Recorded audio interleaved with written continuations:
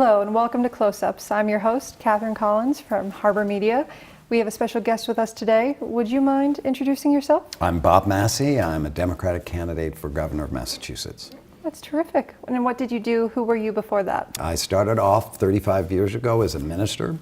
I got very interested in economic issues. I ended up going to Harvard Business School. I was a professor for a while, and then I ran a number of different organizations that I started that work to create prosperity and protect the environment. And then most recently, which is I think what you're asking, I was running a program at UMass Boston called the Sustainable Solutions Lab. Have you always been such a Renaissance man, drawn to different things? And I have to say yes. You know, I've always been extremely curious and somebody who feels tremendous energy and zest for life. And I think I should tell you right from the beginning, I was very much influenced by my childhood, which was unusual and in many ways difficult. I was born with a chronic illness, genetic illness called hemophilia, and that causes bleeding in your joints. As a child, by the time I was 4, I couldn't walk. I had leg braces and a wheelchair, and I missed a lot of school. When I was at home, I was just so eager to learn and find out things before the internet. My parents brought home books, and I read a lot of books. I also watched a lot of 1960s TV, so we can talk about the old Dick Van Dyke Show, all that stuff, which I watched reruns. But I always had this desire to get out there and learn and be with people. And also, my parents were journalists and then became authors. They did everything they could to bring books and ideas and people, very interesting people, back to the house. And then, you know, it was before the time we had the Americans with Disabilities Act, so schools just didn't know how to handle someone who had some restrictions. I was able, over time, to sort of catch up, and then I was tremendously privileged to get some extraordinary scholarships then, and so my life was very much shaped by the education that I was able to get, because human beings are naturally afraid of difference. And that's why we have to really work to commit to equality and inclusion and bringing people together, because it goes against our initial instinct. But once we know people and once we understand our common humanity, then we're able to do extraordinary things together. do you think it's easier to recognize common humanity or to try to teach people not to be scared of differences?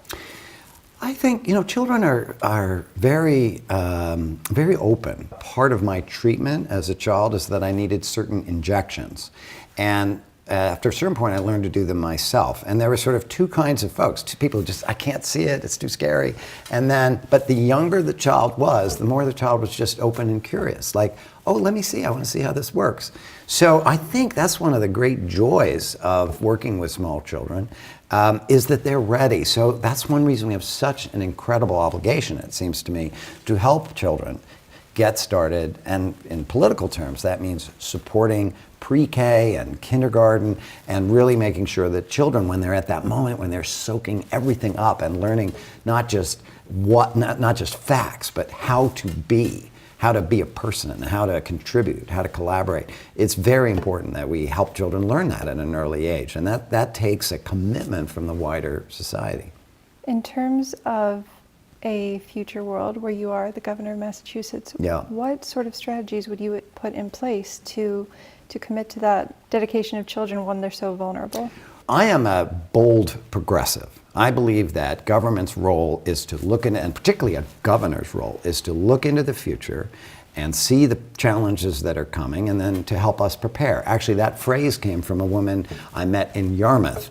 And I think that's a great summation. One of the problems today is the economy in many ways is upside down, because we have so many huge corporations that put making profit, making returns for shareholders over everything else, that they are now launched on driving down wages. You're supposed to create wealth, you improve productivity, create wealth, and then that wealth goes up and then it's supposed to come back as higher wages and higher benefits. Which a lot of people might think of as trickle-down economics? Well, trickle-down's a little bit different, where that means you pour it in at the top and then you hope it comes down. But inside a company, let's say, if a company improves productivity, meaning that the same worker ends up producing more things and therefore making more money, the idea is that productivity will come back so that you have higher wages and you have better health care.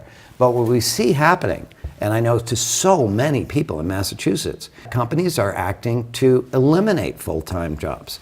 There are huge companies that have hundreds of thousands of employees, but they're actually labeled as contractors, or they're held as part-time, and with a completely uncertain schedule. If you don't have a home, if you've never went to school, if you can't get health care when you're sick, and if you cannot find a job, or at least a decent paying job, then you are stuck. It's harder for people, and it's harder for their kids. And so people are frustrated. Wait, I did my part.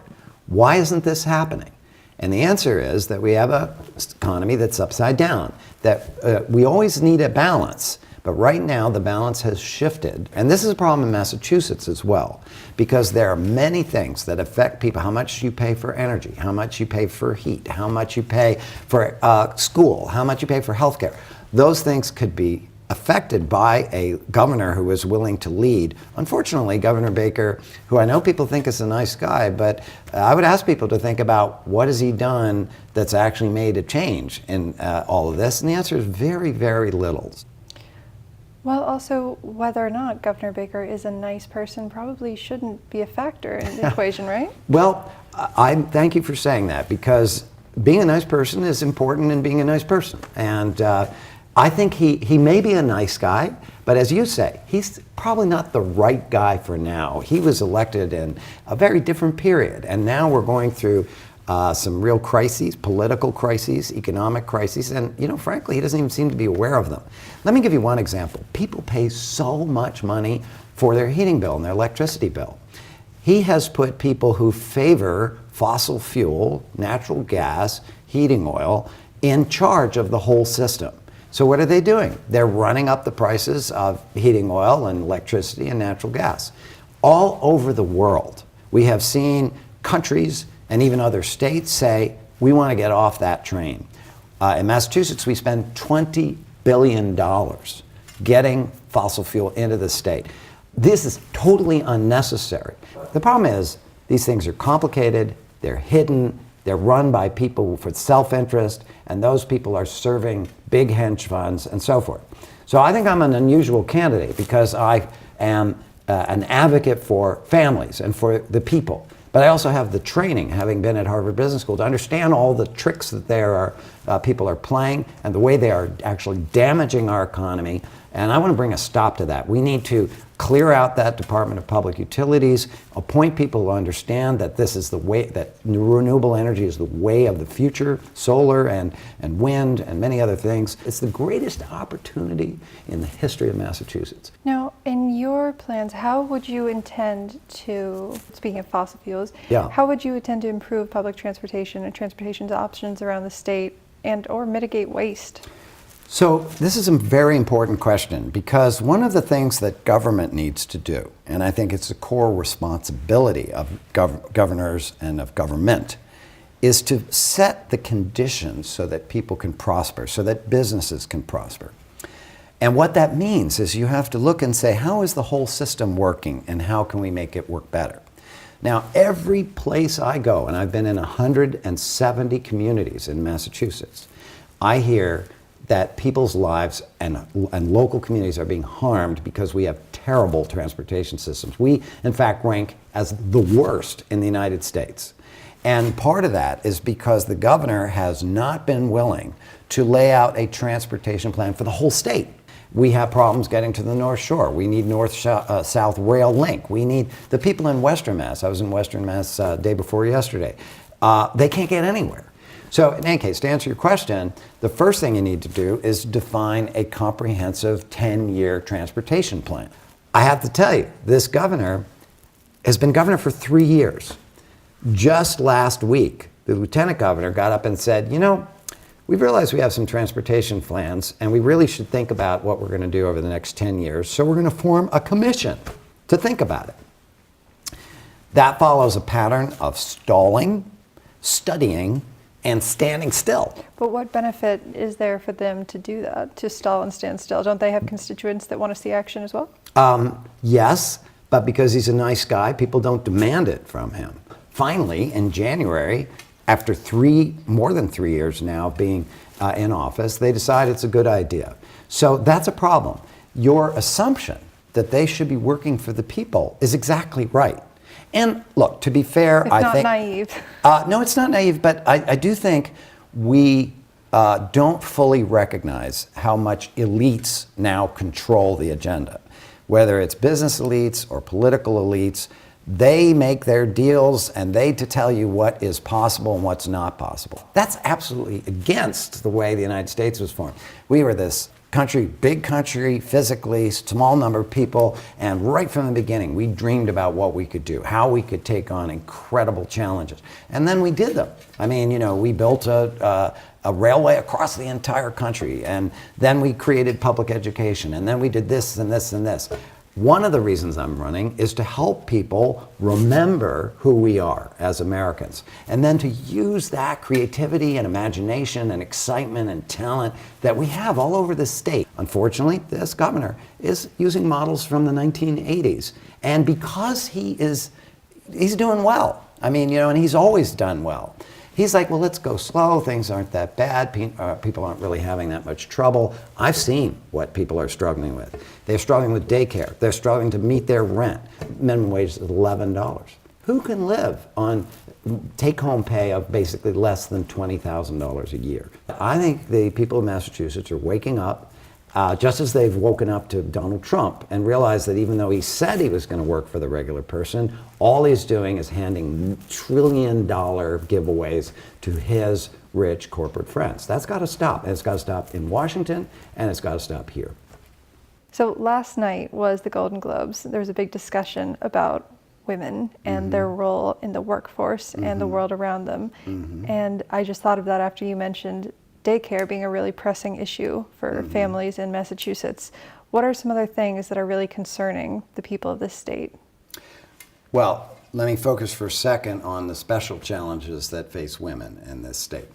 And there are many of them. So first of all, there are all the questions around women's health and reproductive rights and contraception. Those are things that men have been, they haven't paid that much attention, or where it's really important to draw a line and say, we understand how important these are, and we're going to make sure that women have access to high quality health care, maintain reproductive rights and contraception. Now, this governor has not been terrible about that piece. On the other hand, the other side, that is, once you have a baby, how do you take care of that baby, particularly from 0 to 3, and then how does that child get into the system?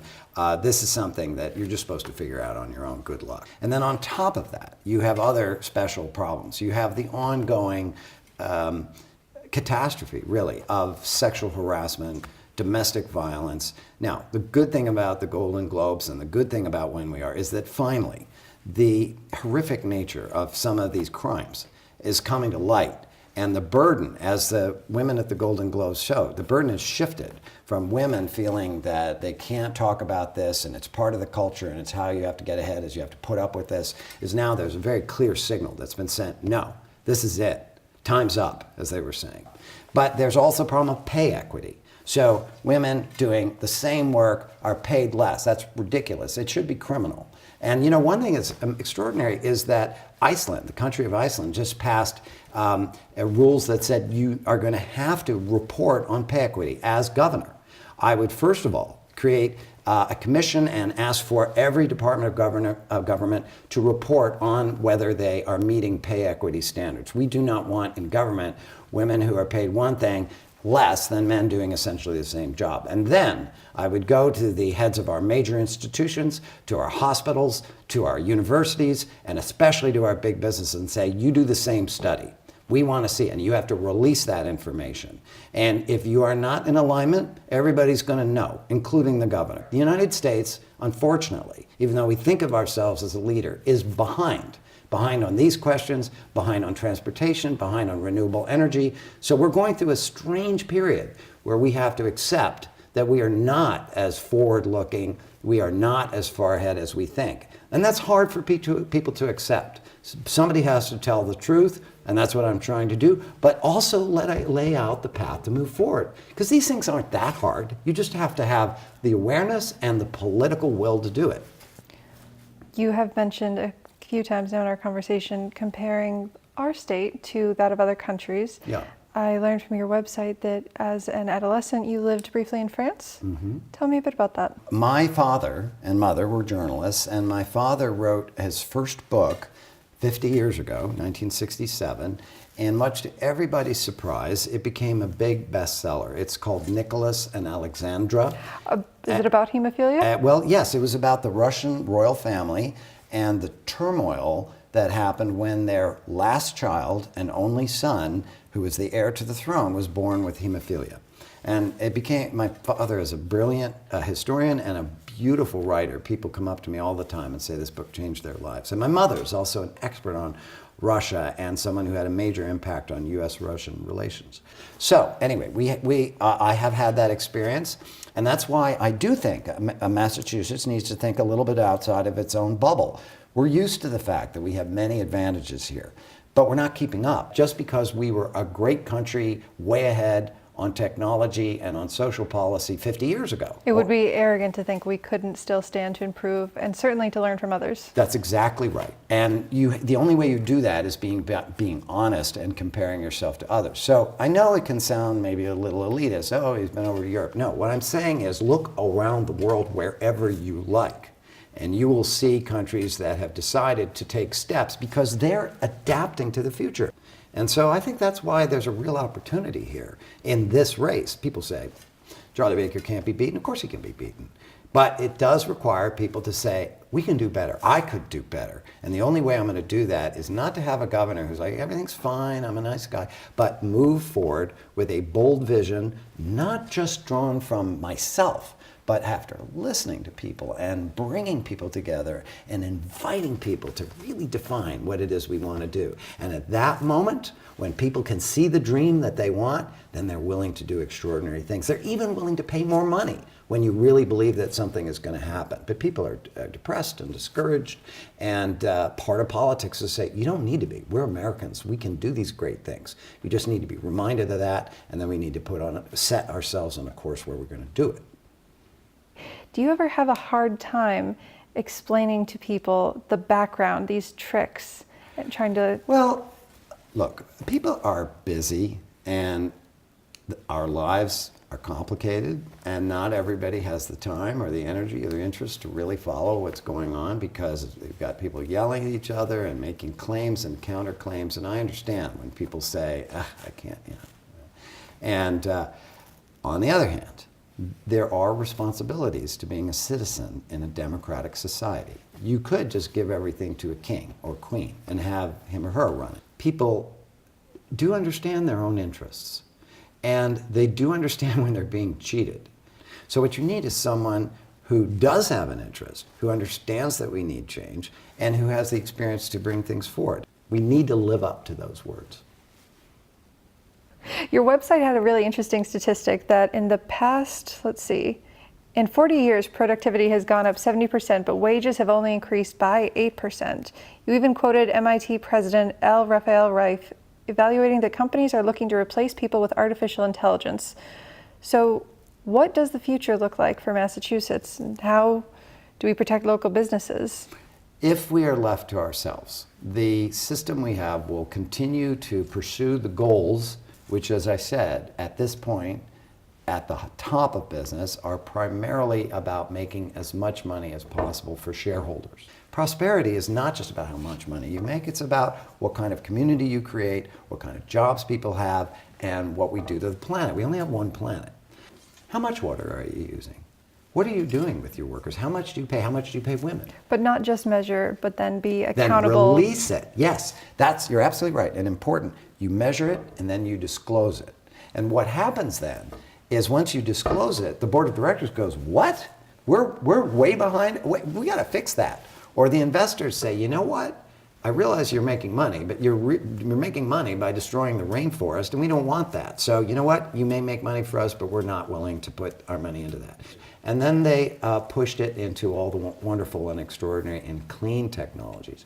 Now, so I look at that and I say, I was able to take a good idea, bring all different kinds of people who did not agree. I won't tell you, they thought this was crazy. Help them to agree and then implement it at a national and international scale. Massachusetts has 6.8 million people. And we have very talented legislators and some good public servants and some very well-intentioned people all across the state. But you need someone to say, we can do a lot better. And this governor, I mean, can anybody watching today or right here, can we think of anything that he's gotten up and said, today I call on the citizens of Massachusetts to step forward and meet the future by doing blank? There's nothing like that.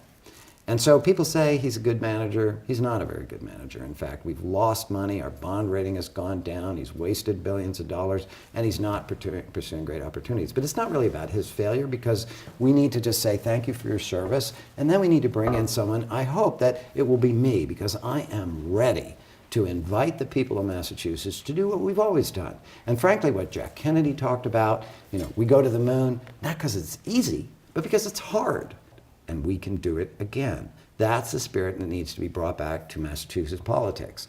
And I respect my opponents, but I believe that I have the history, the personal experience that gives me the fire and the drive and the training and the success rate of having done big things like that. And they would make such a difference to regular family. Bring down your energy bills, lower your cost of housing, give more opportunity to your children, create better paying jobs. This is exactly what our families need today in Massachusetts, and I'm ready to work intensively to achieve those goals.